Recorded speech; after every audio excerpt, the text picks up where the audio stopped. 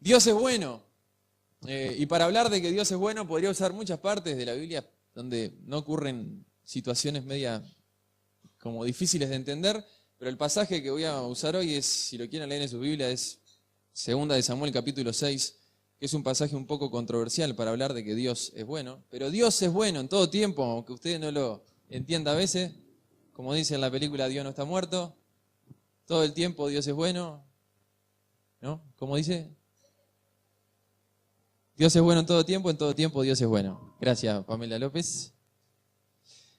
Y hay un personaje en la Biblia que se llama David, que muchos conocen y han escuchado hablar de David cuando han venido acá a la iglesia o cuando han escuchado en otros lugares. Y David era un jovencito que creció haciendo ¿qué? Cuidando ovejas. A eso se dedicaba David, era un pastor, un simple pastor de ovejas, que ese oficio lo lleva posteriormente, años más adelante, a escribir el famoso Salmo 23, Jehová es mi pastor. Y él escribe ese salmo de un corazón de pastor, en delicados pastos me hace descansar. No sé si alguno se acuerda, pero una vez en una reunión de jóvenes hicimos la experiencia o el juego, la actividad, de en vez de que si David fuera pastor, si hubiese sido tambero o si hubiese tenido otra profesión. Alguno capaz que se acuerda. Pero era muy gracioso el ver, el Señor es mi tambero, como si uno fuese la vaca en vez de la oveja. En delicados pastos me hace descansar, podría ser parecido. Con delicadas pezoneras me ordeñará, ¿no? ¿Cómo sería el salmo de un tambero? Pero David escribe desde lo que conoce, desde lo que él crece de chiquito, y era pastor de oveja, en el anonimato. El primer rey que tuvo Israel se llamaba Saúl. David fue el segundo. David fue un hombre conforme al corazón de Dios, y cuando era un desconocido por todos, el profeta Samuel viene a seleccionarlo como rey. Y dice que llega y el padre Isaí le presenta a cada uno de sus hijos, y Dios le dice a Samuel, no es este, no es este, no es este tampoco, no es este tampoco. Y Samuel le dice al padre Isaí, ¿no tiene más hijos? Bueno, dice, tengo otro que está en el campo cuidando las ovejas. Bueno, llámenlo. Y cuando llega David, el que nadie lo tenía en cuenta, es este, dice el Señor. Y el profeta Samuel lo unge con aceite. ¿Inmediatamente se transforma en rey? No. Pasan años. Tiempo más adelante, David lucha con el gran filisteo incircunciso llamado Goliat. Y lo vence pegándole una pedrada en la frente y le corta la cabeza. Y del anonimato pasa a ser famoso de la noche a la mañana David. Y pasa muchos años difíciles cuando ese rey Saúl lo intenta matar y lo persigue. Pero llega el día en que se cumple la palabra de Dios que le dijo que iba a ser rey. Se cumple, se hace realidad. David se transforma en rey. ¿Y qué hace David a diferencia de Saúl, que fue el otro rey? David manda traer el arca del pacto, que es lo que ocurre en este capítulo 6 de 2 de Samuel. El arca tipificaba la presencia de Dios. Y la manda a buscar a la casa de Abinadab, que quedaba más o menos, por lo que estuve buscando, a unos 14 kilómetros de Jerusalén. Algunos han visto imágenes del arca. Esta es una representación del arca del pacto que se construyó más o menos unos 1500 años antes de Cristo, en el tiempo en que Moisés estaba vivo. El arca la construyó, si quieren lo leen en sus casas, en Éxodo capítulo 37, un hombre llamado Bezalel, que la construyó de madera de acacia, y por lo que dice la Biblia medía más o menos 1,10 metros de largo por 70 centímetros de alto y 70 centímetros de ancho. Madera de acacia recubierta por oro. Una caja, un cofre, arca significa eso, cofre, que por lo que dice la Biblia tenía unos aros también de oro, unos anillos de oro que lo fijó a las 4 patas y hizo unas varas de madera, Bezalel, según lo que le indicó Moisés, de acacia y las recubrió de oro. Entonces metió las varas por los anillos que estaban a los costados del arca para transportarla. Debe haber sido muy parecido a eso. Y en la parte de arriba, como van ahí, tenía unos querubines que estaban con sus alas. Y en esta parte del medio, ahí sería lo que se conocía como el propiciatorio, donde estaba la presencia de Dios, donde se aparecía para hablarle a Moisés. En su interior había ¿cuántas cosas? 3. Estaban las tablas de Moisés, las segundas tablas, porque las primeras tablas de Moisés se había calentado porque el pueblo estaba haciendo un becerro de oro y las rompió. Las segundas tablas. Estaba también la vara de Aarón que reverdeció, una historia muy interesante para que la lean también, por qué fue que reverdeció esa vara cuando el pueblo era medio rebelde. y estaba un cofre de ahí, una jarra de oro que tenía el maná, el alimento ese que caía, que todos los días el pueblo de Israel cuando estuvo en el desierto tenía. Esas tres cosas estaban en el interior del arca, y el arca en el tiempo de Moisés estaba en el tabernáculo, en esta zona de acá adentro, donde ahí se ve la nube, como muchas veces el Señor se aparecía en la nube para hablar, y adentro se encontraban dos lugares importantes para saberse: el lugar santo y el lugar santísimo, donde estaba el arca. El arca estaba en el lugar santísimo, no en el lugar santo. El lugar santísimo, dicen que solamente podía entrar a ese lugar una vez al año el sumo sacerdote, el día de la expiación, en busca de si el Señor perdonaba los pecados del pueblo. Y dice que el único que entraba una vez al año a ese lugar santísimo era el sumo sacerdote, que algunos dicen que entraba con una piola atada en la cintura, por si entraba, y cuando llegaba, y si Dios no lo perdonaba, si se moría adentro, decía, demoró mucho el sacerdote, se hinchaban la piolita, y si veías que no le tiraban de la piolita y no había respuesta, lo sacaban de arrastra seguramente al sacerdote, que había muerto quizás adentro ahí, ese día que entró. O sea que no entraba cualquiera al lugar santísimo, a estar cerca del arca.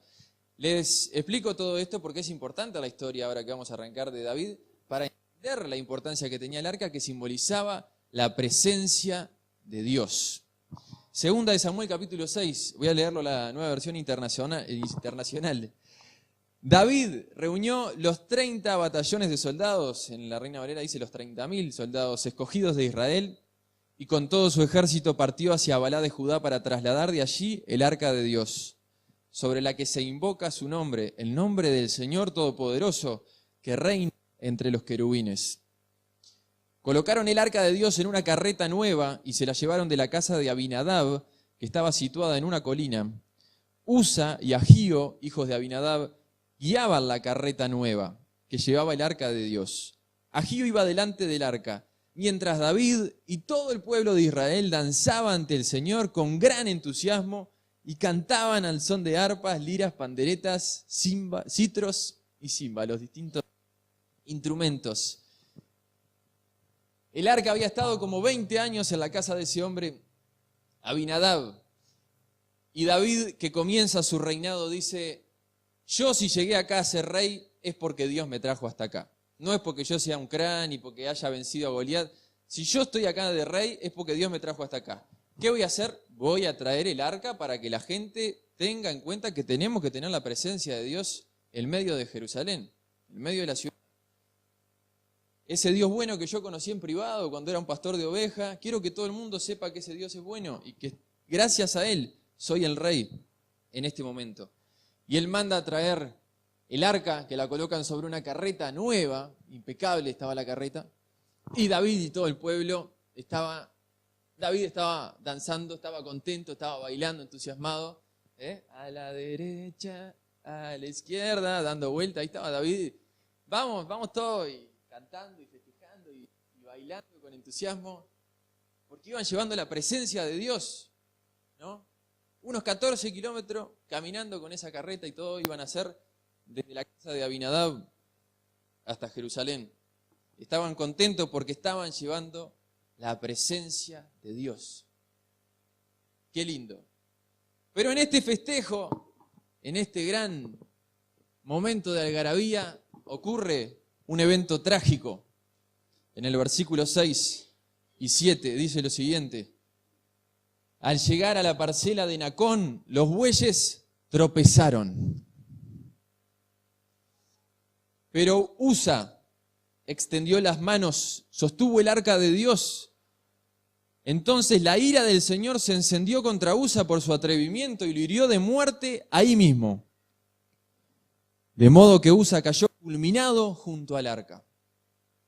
Ahora imaginen la escena. Tremendo festejo. Estamos llevando el arca, la carreta nueva con los bueyes, ¿no? De repente justo el buey se tropieza, trastabilla ahí. Y el arca se cae. Y este muchacho Usa tiende a hacer lo esperable, a atajarla. La ira del Señor se encendió contra Usa por su atrevimiento y lo hirió de muerte ahí mismo, de modo que Usa cayó fulminado junto al arca. Al instante, Usa muere. Ahora imaginen que eran 30.000 soldados, muchos de los que iban más adelante seguían con la batucada y estaban con el bombo, vamos con el arca, qué alegría. No, paren, empiezan a gritar todos, se murió USA. Digo, se terminó la fiesta.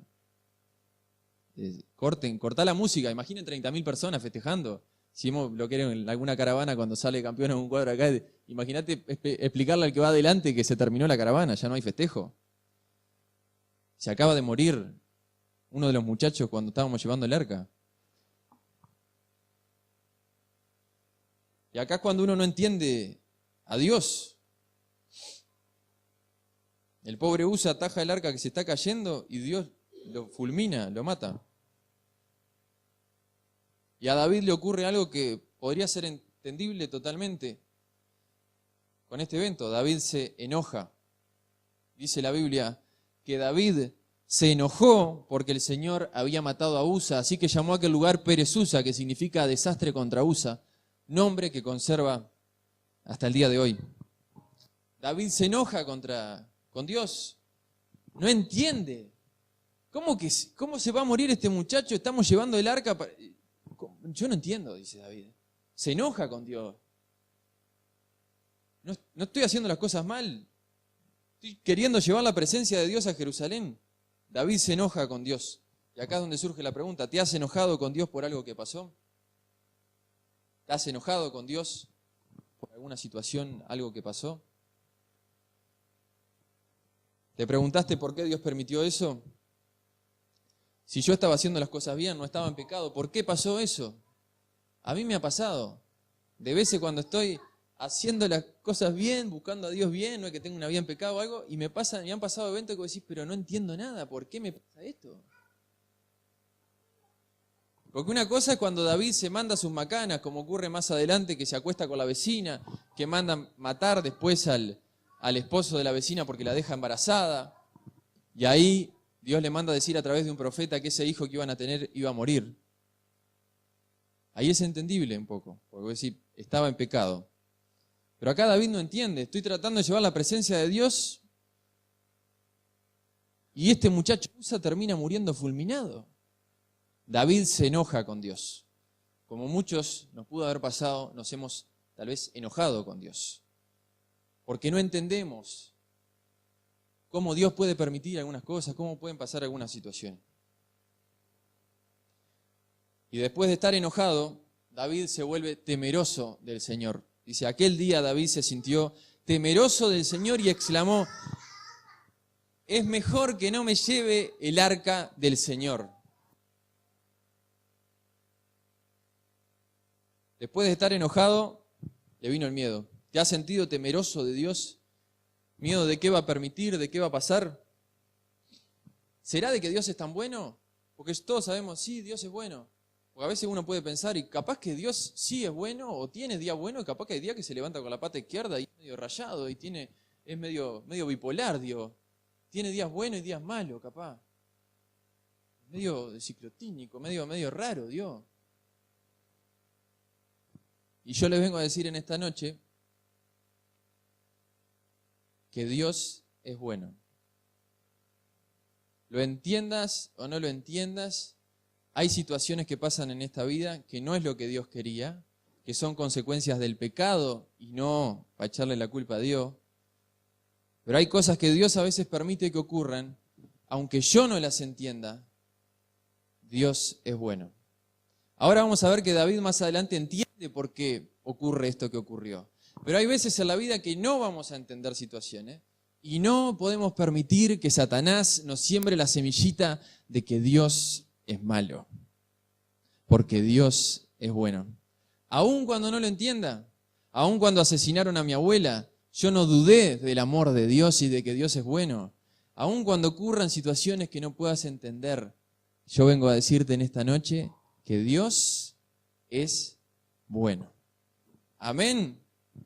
Y mira lo que hace David, macanudo, claro, se enoja, se vuelve temeroso de Dios, porque claro, le da miedo, dice, vos te podés enojar con alguien, pero con el creador del universo que va a andar rebatiendo. Si tiene miedo David porque dice, igual me mata a mí ahora. Dice, y como ya no quería llevarse el arca del Señor David, a la ciudad de David, a Jerusalén, ordenó que la trasladaran a la casa de Obed-Edom, oriundo de Gat. Macanudo David, ¿no? Imagínate Obed-Edom, que vivía enfrente de donde cae el buey y se muere este muchacho, de todas estas 30.000 personas que venían en la caravana, y Obed-Edom salió a la puerta a bichar, ¡oh, mirá qué linda caravana! Y de repente se murió uno y David dice, llévela a la casa de Obed-Edom. Está lindo para recibir el arca, ¿no? Después de que acaba de morirse un muchacho joven, ¿no? Hacer un lugarcito que el rey dijo que hay que traer el arca para tu casa. En ese momento el rey, la palabra se tenía que cumplir. Y Obed-Edom arregló un lugar ahí en la casa y traen el arca. Fue así como el arca del Señor permaneció 3 meses en la casa de Obed-Edom de Gat, y el Señor lo bendijo a él y a toda su familia. 3 meses en la casa. No se murió nadie, sino que lo bendijo. Y versículo más adelante dice que Obed-Edom tenía una hacienda y Dios bendijo todo lo que tenía. Fue evidente. Seguramente yo pensaba, este hombre Obed-Edom antes era un desdichado, se le morían todas las vacas, no le crecía un choclo, no le crecía un zapallo, no le crecía nada de lo que plantaba. Era el más desgraciado. Pero el día que ponen el arca adentro, la gente en 3 meses empieza a observar que tenía bendición el hombre, que le empezó a ir bien. Que Obed-Edom iba a la feria y llevaba unos zapallos así. No eran naranja, parecían sandía lo que el tipo tenía de los árboles. No eran ternero, todos nacían bien los bichos, todo le iba bien.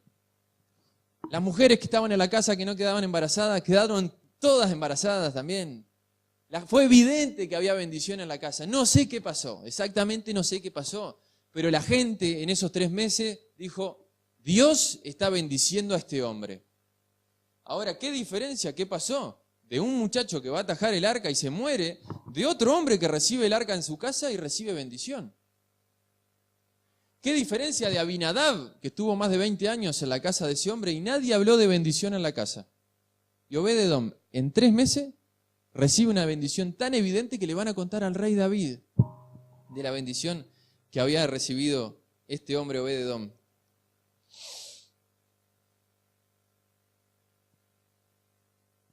Ahora, entender por qué muere Usa, este muchacho hijo de Abinadab, David lo logra entender leyendo la palabra de Dios, las Escrituras. Hay situaciones en la vida que no la vamos a entender, pero no podemos dudar del amor de Dios. Una de las razones por la que Dios se enoja, es porque ponen el arca de Dios, ese cofre de 1,10 m por 70, sobre una carreta nueva. Y la Biblia claramente había dicho a Moisés, que Dios le había dicho, que no tenía que trasladarse el arca a la presencia de Dios en una carreta. Por más que todos dijeron, oh, mirá, bueno, no era una carreta usada, ¿no? Tampoco que agarramos una carreta toda catrasca, sino una carreta nueva. No, Dios había dicho que el arca se tenía que trasladar con esos palos de acacia que tenía sobre los hombros de los levitas que tenían que estar purificados. Todo eso. No era así nomás. Entonces yo pensaba, ya Dios venía medio caliente de que ya la venían trasladando mal. Y explota en ira cuando este muchacho usa la garra. Uno podría decir, pero Dios es muy severo, simplemente porque la agarró, lo fulmina y se muere en el acto. Yo no dudo del amor de Dios, ni que Dios es justo.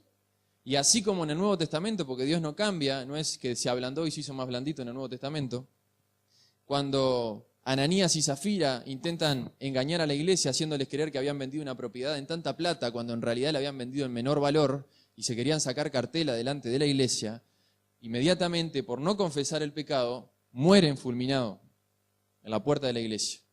Primero el hombre, luego llega la mujer y le dice Pedro lo mismo, ¿vendiste en tanta plata la propiedad? Sí, Pedro, en tanta plata. Bueno, lo que vienen de buscar a tu marido ya te van a llevar a vos. ¡Pum! Se muere en el acto. David entiende leyendo las Escrituras de que había una forma de llevar el arca, que no la estaban cumpliendo. Yo me ponía a pensar qué habrá pasado por la cabeza de David en esos 3 meses.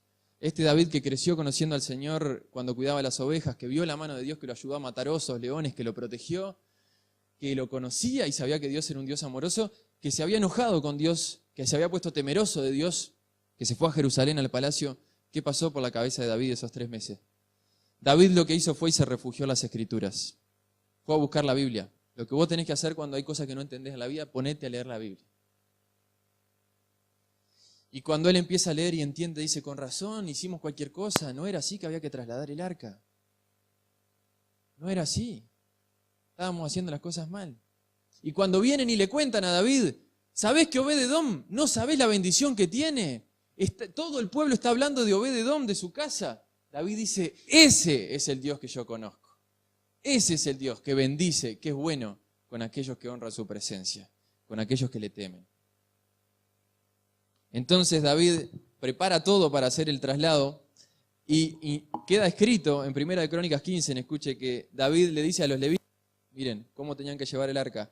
Ustedes son los jefes de las familias patriarcales de los levitas. Purifíquense y purifiquen a sus parientes para que puedan traer el arca del Señor. No era así nomás. Se van a purificar, le dice David, y ya les voy a decir lo que sí, qué tenían que hacer a la purificación. Dios de Israel, para traer el arca del Señor Dios de Israel al lugar que he dispuesto para ella. La primera vez ustedes no la transportaron, ni nosotros, dice David, que se hace culpable, ni nosotros consultamos al Señor nuestro Dios, como está establecido en las Escrituras. Por eso Él se enfureció contra nosotros. David entiende que Dios no es un loquito que actúa así porque sí, sino que habían cosas que no estaban cumpliendo, que le estaban errando, que tenía un porqué. Aunque a veces uno no entienda, tenía un porqué. Seguramente David había pensado que estos hijos de Abinadab debían saber cómo trasladar el arca. Pero por lo visto no. A ese muchacho Usa, el padre Abinadab, nunca le enseñó lo que era el arca, lo que era cuidar la presencia de Dios. Nunca le enseñó. Responsabilidad que tenemos muchos de los que somos padres. De enseñar en casa lo que es la presencia de Dios. No es una enseñanza simplemente de la iglesia. Como no todas las cosas las tienen que aprender los gurises cuando van a la escuela, que le echan la responsabilidad a los maestros, la responsabilidad no es mía como pastor de enseñar todo. Los que son padres son los que tienen que enseñar a cuidar la presencia de Dios en la casa. ¿Están viendo eso los chiquilines, tus hijos en tu casa? ¿Que amás la presencia de Dios? ¿Que los llevas a orar? ¿Que sos de ejemplo ante ellos de que amás al Señor? David se puso a estudiar las Escrituras y a entender por qué se había enojado Dios. Y mire lo que significaba la purificación de los levitas. Dice en Números 8:5, dice, el Señor habló a Moisés diciendo, toma de entre los hijos de Israel a los levitas y purifícalos. Así harás con ellos para su purificación. 2 puntos. Rociarás sobre ellos agua purificadora. Baño. Se tenían que bañar para arrancar en la purificación los levitas. Y que ellos hagan pasar una navaja sobre todo su cuerpo. Afeitada, total.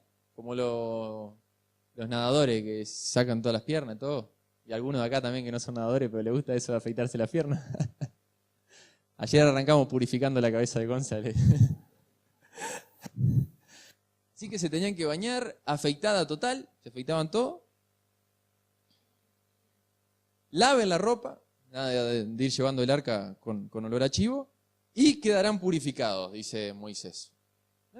Se bañan, se afeitan todo, se lavan la ropa. Y ahí quedarán purificados, decía. No era así nomás. Bueno, mañana llevamos el arca, ¿y qué va a hacer? No, tengo un fútbol a las 8 y la llevo a las 9.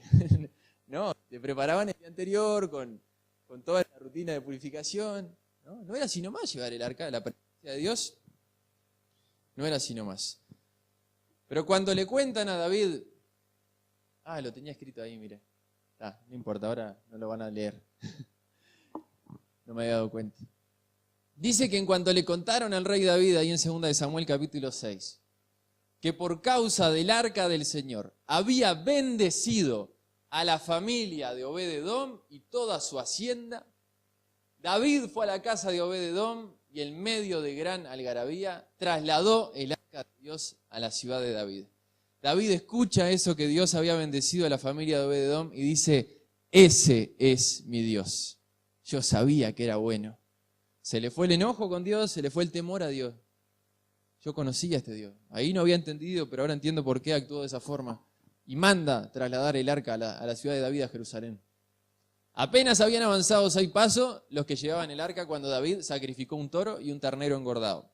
Ahora vamos a asegurarnos, sacrificio, antes de arrancar, vamos a matar un toro y un ternero engordado. Vestido tan solo con un efod de lino, que algunos dicen que era medio tipo un calzoncillo. Se puso a bailar ante el Señor con gran entusiasmo. David vuelve el entusiasmo que había perdido. ¿Y cuándo había perdido el entusiasmo? Cuando se enojó con Dios y cuando se llenó de temor. Algunos han perdido el entusiasmo capaz por eso, porque le han abierto la puerta al diablo de dejar de creer en este Dios maravilloso, que sana a las personas, que transforma familias, que transforma vida. Y han perdido el entusiasmo. Han dejado que el diablo le meta en la cabecita que Dios es malo. Y Dios es bueno. Amén. Se puso a bailar ante el Señor con gran entusiasmo. Transmitía, la gente quería bailar como David porque lo veían contento. De vuelta vuelve el entusiasmo. David ya no tiene miedo. David ya no tiene miedo de que se va a morir otro muchacho ahora en el traslado del arca. Porque ahora entendió lo que dice la Biblia. Él está tranquilo, volvió el entusiasmo y no tiene miedo. No hay más temor. La Biblia dice que el perfecto amor echa fuera el temor. No hay más temor. David vuelve a bailar con entusiasmo porque sabe que no se va a morir nadie. Están haciendo las cosas como Dios manda. No se muere nadie. Así que entre vitoreos y al son de cuernos de carnero, David y todo el pueblo de Israel llevaban el arca del Señor. David, un hombre conforme al corazón de Dios, bailaba llevando la presencia del Señor. Para que alguno tenga la duda a veces si se puede bailar, claro que sí. Que alguno sepa bailar y otro no, es otra cosa. Nico y Lucía, por ejemplo, bailan muy bien. Yo soy medio Pinocho, pero intento bailar. Se puso a bailar. Voy a invitar al grupo de alabanza, si puede pasar, para cantar la penúltima canción. Para adorar al Señor y no tener miedo de Dios. Y creer que de verdad Dios es bueno, aunque no entienda situaciones que puedan pasar en la vida. Y hay cosas que en esta vida no las vamos a entender. Y no es para echarle toda la culpa a Dios, porque hay cosas que ocurren en consecuencia del pecado. Pero hay veces que Dios sí permite cosas que no entendemos. Y no permita que el diablo te siembre la semilla de que Dios es malo, de que Dios no te quiere. El que quiere se pone de pie, el que quiere se pone de rodillas, el que quiere se queda sentado. Vamos a adorar al Señor.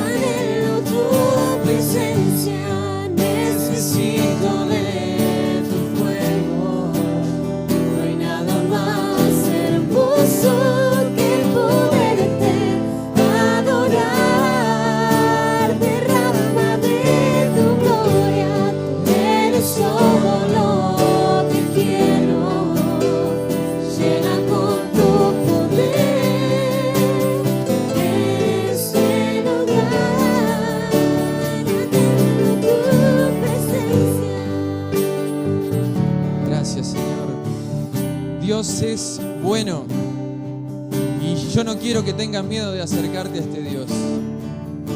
Sí, temor, reverencia, respeto de su presencia.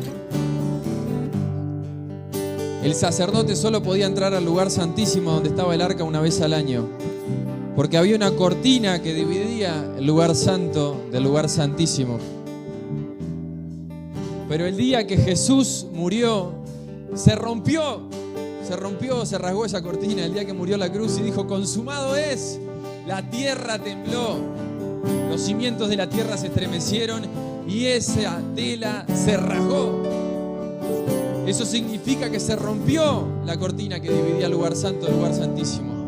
que tenemos acceso a la presencia de Dios gracias al sacrificio que hizo Jesús. No tengas miedo de acercarte a la presencia de Dios. Como dice en el libro, en la carta a los Hebreos, acerquémonos confiadamente, sin miedo, ante el trono de la gracia, para hallar gracia, para el oportuno socorro, para que el Señor nos ayude. Acércate ante Dios, aunque sos un pecador como yo, decirle: Señor, no soy digno de acercarme ante tu presencia. Señor, no soy digno de acercarme ante tanta santidad, pero gracias por poder acercarme. Gracias por el sacrificio de tu Hijo en la cruz. Límpiame de mis pecados, Señor. ¿Y sabés por qué te podés acercar ante su presencia? Porque el Señor, cuando te ve, no te ve a vos, ve el sacrificio de Cristo. Y eso es lo que te permite acercarse ante ese Dios que es santo, santo, santo. Gracias, Jesús. Gracias por la cruz. Gracias por tu sangre. Anhelamos tu presencia, Señor. Anhelamos tu presencia.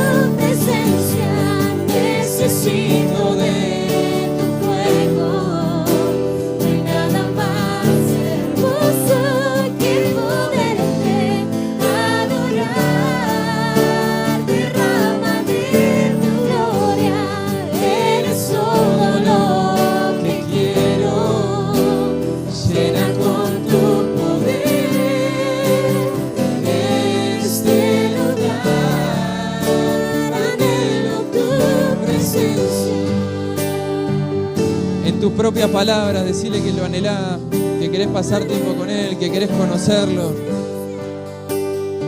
Te adoramos, Señor. Queremos respetar tu presencia, queremos honrar tu presencia. Sabemos que este lugar, Señor, sin tu presencia es un simple salón, Señor. Te necesitamos en nuestras vidas, te necesitamos en nuestra casa, te necesitamos en todo lugar, Señor. Muéstranos, Señor, muéstranos las cosas que tenemos que cambiar, que queremos agradarte a ti, Señor.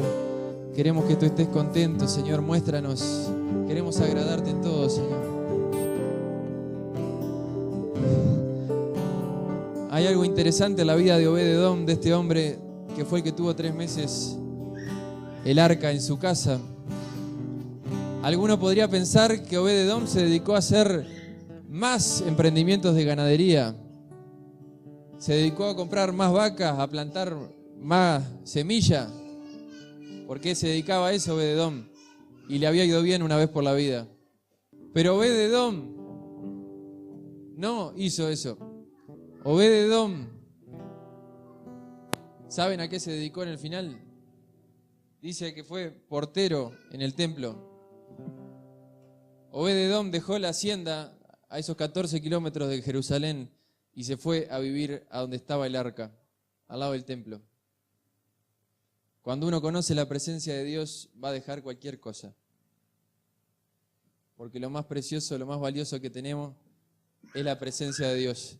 Papá arrancó el culto, para los que no estaban, leyendo el Salmo 4, del 6 al 8. La traducción lenguaje actual dice en el versículo 7, hay muchos que son felices comiendo y bebiendo de más, pero yo soy muy feliz porque mi alegría viene de ti, viene del Señor, lo escribe David.